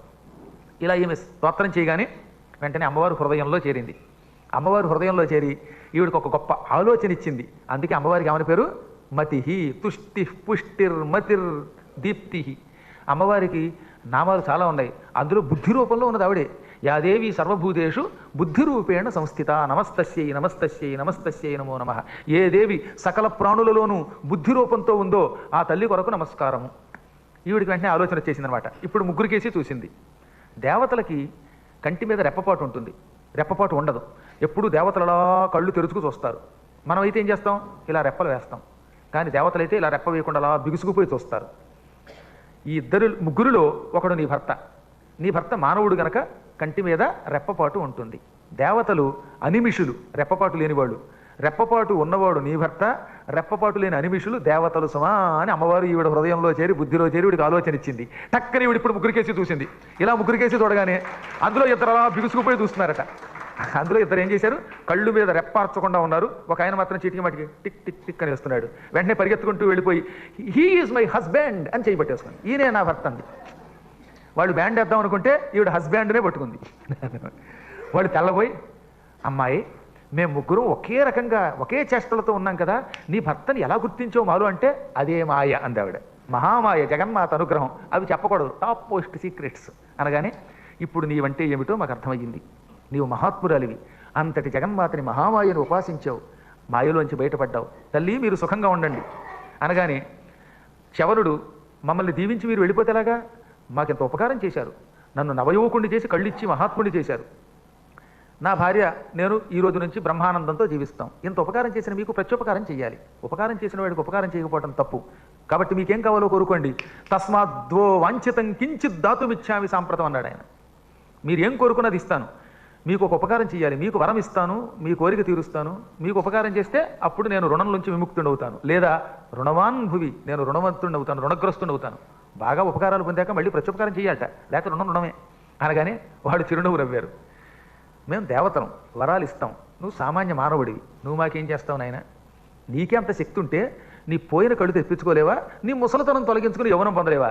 నీ బాడీనే బాగు చేసుకోలేని వాడివి నువ్వు, ఇక మాకేం ఉపకారం చేస్తామనగానే అప్పుడు అన్నాడు ఆయన, దేవతలారా అంత తొందరపాటు నిర్ణయం తీసుకోకండి. నా తపశ్శక్తి అమోఘం, మీకు అది చెప్పినా అర్థం కాదు. ఆత్మస్తుతి చేసుకోకూడదు కాబట్టి చెప్పడం లేదు. నేను తలుచుకుంటే సృష్టికి ప్రతి సృష్టి చేయగలను. నేను అమ్మవారి భక్తుణ్ణి. మీరు అడగచ్చు, ఇంత శక్తి ఉన్నవాడివి నీ శరీరమును నవయౌవనంలోకి ఎందుకు తెచ్చుకోలేదు, నీ కళ్ళు ఎందుకు తెచ్చుకోలేదని. నా జీవితంలో ఆత్మస్థుతి కోసం లేక స్వార్థం కోసం ఏ పని చేయకూడదని ఒక నిర్ణయం. అందుకే నా తపశ్శక్తి నా స్వార్థములకు వినియోగించుకోలేదు. ఇంకొక కారణం కూడా ఉన్నది. ఈ అమ్మాయిని పరీక్షించడం కోసమే ఈ పని చేశాను. అమ్మవారు నాకు ఎప్పుడో చెప్పింది, నాయన నీకు సుకన్య భార్య అవుతుందని. ఈవిడ భార్యగా పొందడానికి ఇంత నాటకం ఆడి ఈవిడ ఇంత పరీక్షించాను తప్ప నేను తలుచుకుంటే ఉఫ్ఫని ఊస్తే చాలు గాలిలోంచి ఔషధాలు వచ్చి నన్ను యువకుణ్ణి చేస్తాయి. అంత శక్తివంతుణ్ణి. నా శక్తిని మీకు చూపిస్తానులే, కాబట్టి కోరుకున్నాను. కానీ వాడు తెల్లబోయి ఏ పొట్లో ఏముందో నిజంగా ఈయన శక్తివంతుడై ఉండొచ్చు, లేకపోతే ఉత్తిన డప్పాలు కొట్టాడు కదా అనుకుని, అయితే మాకు కోరిక ఉంది, కోరిక తీర్చన్నారు. ఏమిటన్నాడు ఆయన, మేము దేవతలం, దేవతలకి సోమరసం అంటే చాలా ఇష్టం. యజ్ఞంలో పూర్వం సోమరసం అని ఒక రసాన్ని అందరికీ పోసేవారు. హిమాలయ పర్వతాల్లో ఒక తీగ ఉంటుంది, ఆ తీగని సోమలత అంటారు. ఆ లతని పిండి అందులో రకరకాల అమృత పదార్థాలు కలిపి ఒక అపూర్వమైన ద్రవం తయారు చేస్తారు. అది చాలా రుచిగా ఉంటుంది. యజ్ఞంలో దానిని నైవేద్యం పెడితే అది అమృతం కంటే బాగుంటుందిట. ఆ రసాన్ని యజ్ఞం చేసిన వాళ్ళు దేవతలకి ముందు పోసి తర్వాత తాము తాగుతారు. ఈ సోమరసం తాగిన వాడికి సోమయాజి అని పేరు అనమాట. ఇప్పుడు పేర్లు పెట్టుకుంటారు కానీ సోమరసం తాగేవాళ్ళు లేరు. ఏ రసం తాగుతారో తెలియదు. కానీ ఆ రోజుల్లో నిజంగా సోమరసాలు దొరికేదండి. ఇప్పుడు కష్టం కదా దొరకడం. ఎక్కడో జగద్గురువుల దగ్గర కొద్దిమంది దగ్గర తప్ప ఎక్కడ పడితే అక్కడ దొరకదు. ఆ సోమరసం హఠాత్తుగా మాకు లేకుండా ఇంద్రుడు చేశాడు. ఇంద్రుడు ఈ మధ్యన మా మీద కక్ష కట్టి, మీరు దేవ వైద్యులు కాబట్టి అడ్డమైన వాడి చేయి పట్టుకుంటారు కనుక మీకు స్వర్గంలో దేవతల పక్కన కూర్చునే అర్హత తీసేశాను. దేవతల్లో మా పక్కన మీరు కూర్చోకూడదు. యజ్ఞంలో సోమరసం తాగే అర్హత లేదని తీసేశాడు. ఇదేమిటండి, వైద్యో నారాయణో హరి అని దేవతలు పొగుడుతారు, వైద్యుడు విష్ణు స్వరూపుడు, అటువంటి వాడిని మీ పక్కన కూర్చోబెట్టుకోరా, పైగా సోమరసం తాగద్దంటారా, ఇది అన్యాయం అంటే ఇది నా శాసనం అన్నాడు. ఇంద్రుడి శాసనాన్ని ధిక్కరించలేరు గనక ఆ రోజు నుంచి ఋషులు యజ్ఞం చేస్తున్నప్పుడు మమ్మల్ని ఆహ్వానించడం మానేశారు. మాకు సోమరసం లేకుండా అయిపోయింది, మేము ఎంతో బాధపడుతున్నాం. నీవు గొప్పవాడివైతే మీ ఆధ్వర్యంలో ఒక యజ్ఞం చేయించు, ఆ యజ్ఞంలో ఇంద్రుడి పక్కన కూర్చోబెట్టు, మమ్మల్ని మా చేత సోమరసం తాగించు, సోమపానం చేయించు, అదే మాకు కావలసిన వరం అన్నారట. ఓ ఇదే కదా, అది పెద్ద పని ఏమిటి, మా మామగారిని పిలిపిస్తాను. మా మామగారు మహాచక్రవర్తి, రాజుగారు తలుచుకుంటే దెబ్బలు కొదవానని ఆయన అద్భుతమైన యజ్ఞం చేస్తాడు. కాబట్టి అదృష్టవశాత్తు చక్రవర్తి నాకు రాజుగారే మామగారు గనక యజ్ఞం చేయించి మీకు సోమ పాన అర్హత కలిగిస్తా, ఇంద్రుడి పక్కన మిమ్మల్ని కూర్చోబెడతాను, కొండని వాళ్ళు పంపేశాడు. వాళ్ళు వెళ్ళిపోయారు. వీళ్ళు హాయిగా ఆశ్రమంలో ఉన్నారు. ఈలోపు శర్యాతి మహారాజు గారు ఓ రోజున ఇంట్లో కూర్చున్నట్టుగా ఆయన భార్య వచ్చి, ఏమండి అమ్మాయికి పెళ్లి చేసి ఏడాది దాటిపోయింది, ముసలాయనికి అంటగట్టారు, అయ్యిందేదో అయ్యింది, కనీసం ఒక్కసారన్నా అల్లుడిని చూసిరారా? మామ అన్నాక అల్లుండి కూతుర్ని చూడద్దా? నేను రాను, ఎందుకంటే అమ్మాయిని అడవిలో ముసలాడితో నానా యాత్ర పడుతూ ఉంటే చూచి తట్టుకోలేను. కూతురు బాగుంటే ఏ తల్లినా ఆనందిస్తుంది, కూతురు సక్రమంగా లేకపోతే ఏ తల్లినా ఆ కూతురు కాపురం చూడలేదు. కనీసం మీరు మగవాళ్ళు వెళ్ళి తట్టుకుంటారు కనుక అమ్మాయిని పలకరించి చూసిరండి అంది. ఈయన కూడా అలాగేనని బయలుదేరాడు. తీరా రాజుగారు ఒంటరిగా గుర్రం ఎక్కి ఆశ్రమానికి వచ్చేసరికి అక్కడ మంచి అందగాళ్ళు భార్యాభర్తలు ఇద్దరు హాయిగా అటు ఇటు తిరుగుతున్నారన్నమాట. ఎంత ఘాటు ప్రేమయోని పాడుకుంటూ. ఈయనకి మతిపోయింది. నా కూతురు ఏదో పెద్ద పతివ్రత అనుకున్నాను, ముసలాడి మీద మోజుపోయి వాడి మీద అసహ్యం కలిగి అలా వెళ్ళగానే నేను అలా వెళ్ళగానే ముసలాడిని చంపేసి ఎవనో పెళ్లి చేసుకుందేమో అనుకుని పళ్ళు పటపట కొరికి ఇటువంటి కూతురిని చంపినా తప్పు లేదనుకుని దగ్గరకు వచ్చాట తిట్టుకుంటూ. సో మోజుపోయి వాడి మీద అసహ్యం కలిగి అలా వెళ్ళగానే నేను అలా వెళ్ళగానే ముసలాడిని చంపేసి ఎవనో పెళ్లి చేసుకుందేమో అనుకుని పళ్ళు పటపట కొరికి ఇటువంటి కూతురిని చంపినా తప్పు లేదనుకుని దగ్గరకు వచ్చాట తిట్టుకుంటూ. సుకన్య వచ్చి నాన్నగారు నమస్కారం అంది. నీ మొహం నమస్కారం అన్నాడు ఈయన. ఇంతలో మామయ్య గారు నమస్కారం అన్నాడు ఈయన. ఎవడ్రా నీకు మామ? మా అల్లుడు ముసలాడు, నువ్వెక్కడి నుంచి వచ్చావు, నా కూతురిని బొట్లో వేసుకున్నావా అన్నట్టు ఈయన. అప్పుడు ఆయన లేదండి నేనే మీ అల్లుడు అన్నట్ట. క్వమునిశ్చవనః పుత్రి వృద్ధోందస్తాపసోత్తమ. రే నువ్వు పదే పదే నన్ను మామా అంటే నా మనస్సంతా కొత్త కొత్తలాడిపోతుంది అని కూతురికేసి తిరిగి, వీడి తప్పే ఉందే, తప్పల్లా నీది, ముసలివాడు కళ్ళు లేని ఆ మునెక్కడ, ఈ యువకుడు ఎక్కడ, ఎవడే వీడు, ఏమిటే అన్యాయం అన్నట్ట. అనగానే అప్పుడు చవరుడు దగ్గరకు వచ్చి, మామయ్య మీకు ఎప్పుడు కంగారే, కొంచెం పూర్తిగా చెప్పేదాకా వినండి, ఎంత అల్లుండైనా అంత లోకుగా మాట్లాడకండి, అల్లుడిని ఎలా గౌరవించాలో కాస్త పద్మాకర్ గారి దగ్గర నేర్చుకోండి వెళ్ళి అని వెంటనే ఏమన్నారు ఆయన అన్నట్ట. మామగారు నిజానికి నేనే చవనుణ్ణి, అశ్విని దేవతల దయతో ఇలా వచ్చింది అని మొత్తం అంతా చెప్పి అశ్విని దేవతలను కూడా పిలిపించాడు. అశ్విని దేవతలు వచ్చి విషయం చెప్పగానే అమ్మవారు కూడా ఇది సత్యమని పలకగానే అప్పుడు అల్లుడికి నమస్కరించి, మహాత్మా మహర్షి తెలియక మీరు ఎవరో అని అనుకుని అల్లుడిని కాదనుకుని గిల్లుడిగా మాట్లాడాను, తల్లడిల్లిపోతూ నాకు లోకాపవాదం ఒకటి, పాతివృత్యానికి ఎక్కడ నా కూతురు భంగం తెచ్చుకుందో అనే భయంతో ఇలా అన్నాను, కాబట్టి అంతా మనస్సులోంచి తుడి చేయండి అని అశ్విని దేవతలకి కృతజ్ఞత చెప్పి, ఇప్పుడు మహర్షి నా అంత అదృష్టవంతుడు మరొకడు ఉండడం, చావడానికి సిద్ధంగా ఉన్న ముసలి అల్లుడు యువకుడైపోయాడు, కళ్ళొచ్చాయి, పూర్వ యౌవనం పొంది అందంగా అయ్యాడు, నా కూతురు బ్రహ్మానందంతో ఉంది, ఇప్పుడు మా ఆవిడని ఇక్కడికి తీసుకొస్తే ఆహాహా ఆవిడ ఎంత ఆనందపడిపోతుందో, ఇప్పుడే మీ అత్తగారిని తీసుకొస్తానన్నట్ట. అది తీసుకొచ్చేదేదో అత్తగారినే కాకుండా భటుల్ని వాళ్ళని కూడా తీసుకురండి. మహారాజా మహానుభావులు ఈ అశ్విని దేవతలు నాకు మహోపకారం చేశారు, అందుకు ప్రతిగా వాళ్ళకి యజ్ఞంలో సోమపానార్హత కలిగిస్తానని మాటిచ్చాను, కాబట్టి మీరు నగరానికి వెళ్ళి మందిని, మార్బలాన్ని, ధనాన్ని అందరినీ వెంట పెట్టుకురండి, ఈలోపు నేను ఋత్విక్కుల్ని సిద్ధం చేస్తాను, ఈ అడవిలో మనం గొప్ప యాగం చేద్దాం, అది అంబాయాగం, అమ్మవారి కోసం యజ్ఞం చేద్దాం. అమ్మవారితో పాటు ఇంద్రాది దేవతలంతా వచ్చి కూర్చుంటారు. యాగం అంటే మొత్తం దిక్పాలకులు, నక్షత్రాలు, గ్రహాలు అందరూ రావాలి, అందరినీ పిలిపిద్దాం, అప్పుడు ఇంద్రుడి పక్కన వీళ్ళని కూర్చోబెడదాం, సోమరసం వీళ్ళ చేత తాగిద్దాం, అప్పుడు వీళ్ళ రుణం మనం తీర్చుకున్నట్టు అవుతుంది, ఈ ఉపకారం చేయండి. అప్పుడు యజ్ఞం చూడడానికి, యజ్ఞం చేయడానికి, ఇటు అల్లుండి కూతుర్ని చూసుకుని మురిసిపోవడానికి అత్తగారు వస్తారు. ఇక అత్తగారు బ్రహ్మానందంతో ఎగిరి గంతులేస్తారు, డిస్కో డాన్స్ చేస్తారు, తీసుకురండి అనగానే ఆయన వెంటనే తన భార్యకి ఇదంతా చెప్పి పొంగిపోతున్న భార్యని, అంతఃపుర స్త్రీలని, పరిచారకుల్ని, ఇంకా రకరకాల సామగ్రిని అన్నిటినీ తీసుకొచ్చాడు. పెద్ద యాగశాల ఏర్పాటు చేశారు అరణ్యంలో. ఇక యజ్ఞం ప్రారంభమైంది. విఘ్నేశ్వర పూజ అయ్యాక ముందు ఓం ఇంద్రం ఆవాహయామి అని ఇంద్రుడి గారికి ఒక ఆసనం పెట్టారు. ఇలా ఆసనం మీద ఇంద్రుడిని కూర్చోబెట్టారు. ఇంద్రుడి పక్కన ఎప్పుడు అగ్ని కూర్చోవాలి కదా, అగ్ని అయ్యాక యముడి పక్కన నిరుతిలా కూర్చోబెట్టాలి దానికి. ఇప్పుడు ఇంద్రుడు కూర్చున్నాక ఈయన ఏం చేశాడు, అశ్విని దేవతలారా రండి అన్నట్ట. అశ్విని దేవతలు వచ్చి ఇంద్రుడి పక్కన ఉన్న ఆసనంలో మళ్ళీ ఇంద్రుడు అంటే కొంచెం జంకుతూ కూర్చున్నారట. ఇంద్రస్తు శంకితస్తత్ర వీక్షత అశ్వినౌవభౌ. ఇంద్రుడు శంకించాడు, ఏమని, ఎవర్రా మీరు, మీకేమో యజ్ఞంలో కూర్చోడానికి అర్హత లేదంటే పైగా నా పక్కన కూర్చుంటారు, నా సీటు పక్కనే అన్నట్టు కొరకొర చూశాట. వాళ్ళకి కొంచెం పీకుతున్న మనస్సు మహర్షికే చూసి మహర్షి సైగ చేయగానే అక్కడే కూర్చున్నారు. దాంతో ఇంద్రుడు కొంచెం కొత్తలాడాడు. సర్లే తొందరపడ్డం ఎందుకు అనుకున్నట్ట. ఇంద్రుడి పక్కన ముందు వీళ్ళని ఆహ్వానించి మంత్రబలంతో కూర్చోబెట్టాడు. ఆ తర్వాత మిగతా వాళ్ళందరూ వచ్చి కూర్చున్నారు. అందరూ కూర్చున్నాక ఇప్పుడు యజ్ఞం మొదలుపెట్టి యజ్ఞంలో ముందు ఆహుతులు ఇస్తారు. ఆహుతులు ఇచ్చేటప్పుడు ఏం చేస్తారంటే నెయ్యి, చెరువు అనే ఆహారం వేసి ఓం ఇంద్రాయ స్వాహ ఇంద్రాయ ఇదన్నమమ అనగానే ఇంద్రుడు ఆహారం తింటాడు. ఇంద్రుడి గారికి ఆహారం ఇచ్చారు. ఇంద్రుడి గారు తిరిగి కూర్చున్నారు సీట్లో. మళ్ళీ ఈ పట్టు అశ్విని దేవతలకి ఆహారం ఇచ్చాట ఆయన. ఇంద్రుడి పక్కన ముందు వీళ్ళని ఆహ్వానించి మంత్రబలంతో కూర్చోబెట్టాడు. ఆ తర్వాత మిగతా వాళ్ళందరూ వచ్చి కూర్చున్నారు. అందరూ కూర్చున్నాక ఇప్పుడు యజ్ఞం మొదలుపెట్టి యజ్ఞంలో ముందు ఆహుతులు ఇస్తారు. ఆహుతులు ఇచ్చేటప్పుడు ఏం చేస్తారంటే నెయ్యి, చెరువు అనే ఆహారం వేసి ఓం ఇంద్రాయ స్వాహ ఇంద్రాయ ఇదన్నమమ అనగానే ఇంద్రుడు ఆహారం తీర్చాడు. అశ్విని దేవతల్ని కూడా ఇంద్రుడి పక్కనే కూర్చోబెట్టాడు. ఇంతలో ఇంద్రుడు ఆగ్రహించి, ఈ అశ్విని దేవతలు దేవవైద్యులు, అందుకే వీళ్ళకి యజ్ఞంలో భాగం లేకుండా వీళ్ళని బహిష్కరించాను, వీళ్ళకి చట్టబద్ధత లేదన్నాడు ఆయన. ఈ బోడి చట్టం ఒకటి వీడిది, ఇది బాళకాక నేను పదవిలోకి వచ్చి ఇంద్రుడు కూడా నోటికి వచ్చినట్టు మాట్లాడటమే. అందువల్ల వీళ్ళకి సోమపానార్హత లేదనగానే అప్పటికీ చవనుడు చెప్పాడు, వీళ్ళు మహాత్ములు దేవవైద్యులు, వైద్యో నారాయణో హరిహి అని శాస్త్రం చెబుతోంది, వైద్యుడు విష్ణువుతో సమానుడు అని నువ్వు చెప్పడం ధర్మం కాదు, కాబట్టి వాళ్ళకి నేను సోమరసం ఇస్తాను అనగానే ఇంద్రుడు ఆగ్రహించి వజ్రాయుధం తీసి, ఓ ఈ చవన, నేను చెప్పిన మాట కాదంటే ఈ వజ్రంతో కొట్టి నీ ప్రాణం తీస్తానన్నట్ట. ఈ వజ్రంతో కొట్టి నన్ను చంపడానికి నేనేం విశ్వరూపుణ్ణి కాదు, పాప ఆయన అంటే అమాయకపు గురువు గనక నిన్ను నమ్మేసి నీకు గురువుగా ఉండి నీ చేతిలో చచ్చిపోయాడు, నేను చావను, ఏది నీ ఇష్టం వచ్చినట్టు ప్రవర్తించు, ఆ వజ్రంతో నన్ను కొట్టన్నట్ట. దాంతో ఇంద్రుడు ఒక్కసారి వజ్రం ఎత్తి, ఈ దెబ్బతో చచ్చావు అని ఆ వజ్రంతో కొట్టడానికి చవనుడి దగ్గరకు వచ్చాడు. నిజంగా వజ్రాయుధం చాలా గొప్పది, వజ్రంతో కొడితే ఓ మాదిరివాడైతే ఢామ్ అంటాడు. వజ్రాయుధం వృత్రాసురుడి లాంటి వాడిని కూడా చంపింది. అటువంటి ఆయుధం ఎత్తి చవనుడిని కొట్టబోయాడు. అప్పుడు చవనుడు అమ్మవారి యొక్క బీజాక్షరాల్లో క్లీం అని ఒక బీజం ఉంటుంది, ఈ బీజం చాలా గొప్పది, ఈ బీజము చేసినంతకాలం ఆయన కేవలం గోచీగుట్ట తప్ప మరేమీ ధరించకుండా చేశాట. కొన్ని బీజములు చేసేటప్పుడు శరీర భ్రాంతి విడిచిపెట్టాలి అని శాస్త్రం చెబుతున్నది. అలాంటి మహోపాసకుడు ఆయన. ఆయనకి అసలు స్త్రీ పురుషుడు, ఇది శరీరము, ఇదేమో నా శరీరము, అది అవతలవాడి శరీరం అనే భేదభావం లేదు. వాళ్ళని యోగులు అంటారు, అవధూతలు అంటారు. ఆ స్థాయి కలియుగంలో మానవుల దగ్గర మనం పెద్దగా ఆశించక్కర్లేదు. మహానుభావుడు ఆయన. అలా తపస్సు చేసి క్లీంకార జపం చేశాడు. అందుకే అమ్మ మెచ్చుకొని చవనుడికి నువ్వు ఏమంటే అది అయిపోతుంది అని ఒకప్పుడు వరం ఇచ్చింది. ఆ తపశ్శక్తి కలిగిన వాడు కాబట్టి ఇప్పుడు ఏం చేశాడు, క్లీం అని బీజమును ఉచ్చరించి హుం ఫట్ స్తంభయ స్వాహ అన్నాడు. అనగానే ఇంద్రుడు చెయ్యి అలా బిగుసుకుపోయిందిట, కాళ్ళు చేతులు కదలలేదు. ఒక మొక్కలో చెప్పాలంటే ఇంద్రుడు వజ్రంతో చెయ్యిలా ఎత్తాడు, కుడి చెయ్యి ఒక రాతి విగ్రహంలా బిగుసుకుపోయింది. ఆయన కాళ్ళు చేతులు అన్నీ బిగుసుకుపోయాయి, కదలకుండా ఉండిపోయాడు.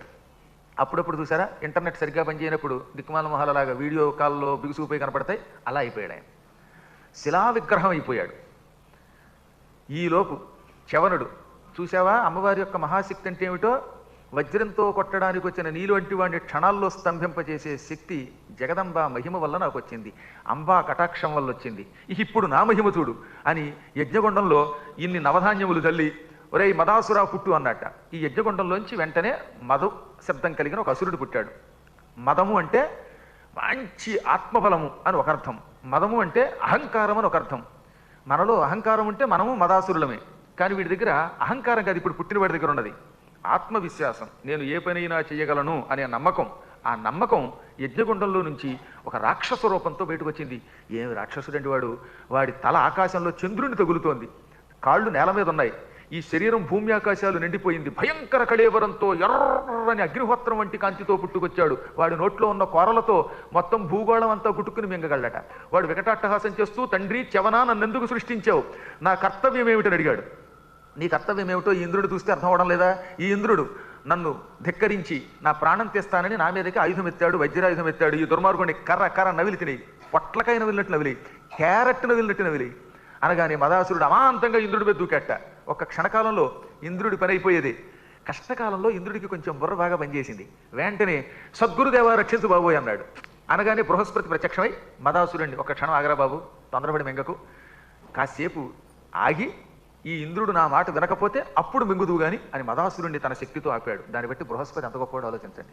అంతటి మదాసురుణ్ణి ఒక్క క్షణకాలంలో ఇంద్రుడిని మింగబోతున్న వాడిని తన చేతితో ఆపి, ఇప్పుడు అశ్విని దేవతలు లేవబోతుంటే ఇంద్రుడు పళ్ళు పటపట కొరికి, ఓయి చవన మహర్షి ఏమిటి అన్యాయం, అసలు వీళ్ళు మా పక్కనే కూర్చోకూడదు, పైగా యజ్ఞంలో వీళ్ళకి భాగం కల్పిస్తావా, ఆహారం ఇస్తావా అంటే నేను వాడికి వరం ఇచ్చాను, ఆహారమే కాదు సోమరసం కూడా తాగిస్తానన్నట్ట.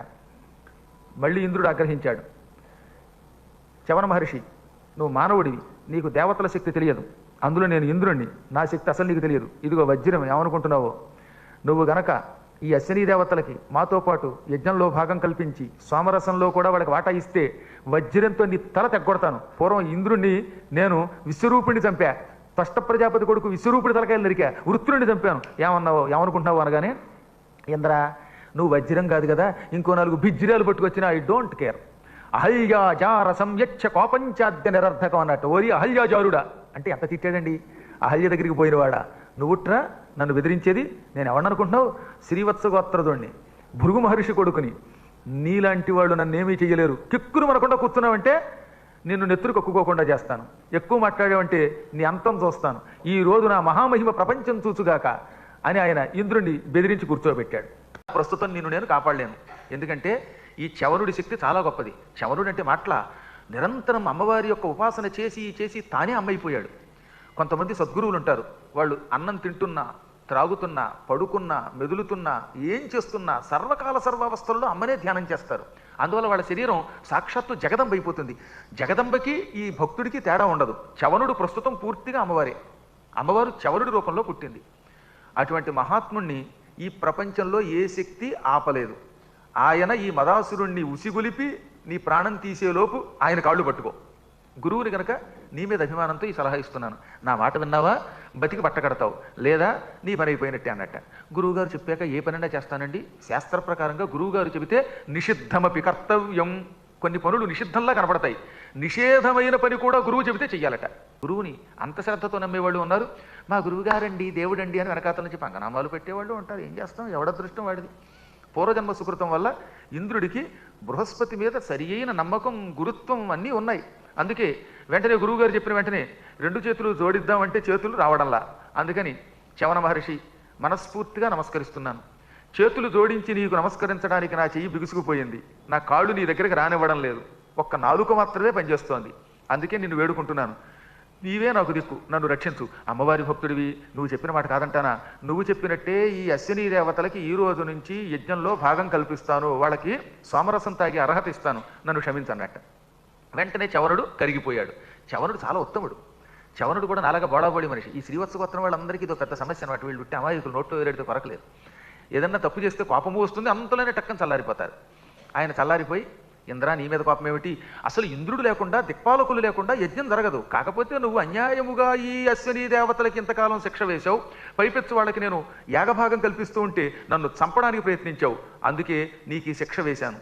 ఈ రోజు నుంచి నేను చెప్పిన మాట వింటానంటే నువ్వు మళ్ళీ పూర్వం కంటే గొప్పవాడివై శక్తివంతుడివై ఇంద్రసింహాసనం మీద కూర్చుంటావు అన్నట్ట. ఇంద్రుడు నువ్వు ఏం చెబితే చేస్తానన్నాడు. అయితే ఈ రోజు నుంచి వీళ్ళని దేవతల్లో కలిపేయి. వీళ్ళు అన్ని రకాలుగా దేవతలతో సమానులు, దిక్పాలకులతో సమానమైన స్థానం ఇచ్చేయి, వీళ్ళకి క్యాబినెట్ హోదా కల్పించేవాయ్ అన్నట్ట. కల్పించానన్నాడు ఆయన. అనగానే ఆయన చెయ్యిలా ఊపాడు. ఊపగానే బిగుసుకుపోయినటువంటి ఇంద్రుడి శరీరం యథాతథంగా అయిపోయింది. ఇప్పుడు ఇంద్రుడు ఆనందపడిపోయి చవనుడి దగ్గరకు వచ్చి, మహాత్మా ఏమి శక్తి నీది?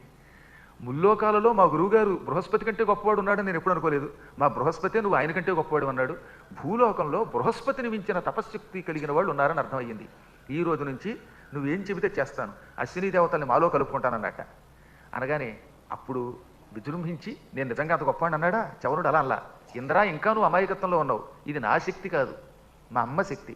నేను నిరంతరం అమ్మను ఉపాసించాను. జగదంబోపాసకులకి ఈ ప్రపంచంలో అసాధ్యం ఉండదు. అమ్మ అమ్మ అమ్మ అని పట్టుకున్నవాడికి సాధ్యం తప్ప అసాధ్యం ఉండదు. ఇది నా శక్తి కాదు అని వినయముగా అమ్మకి నమస్కరించాడు. యజ్ఞం అద్భుతంగా జరిగింది. ఇంద్రాది దేవతల పక్కనే కూర్చుని అశ్విని దేవతలు సోమరసం తాగారు.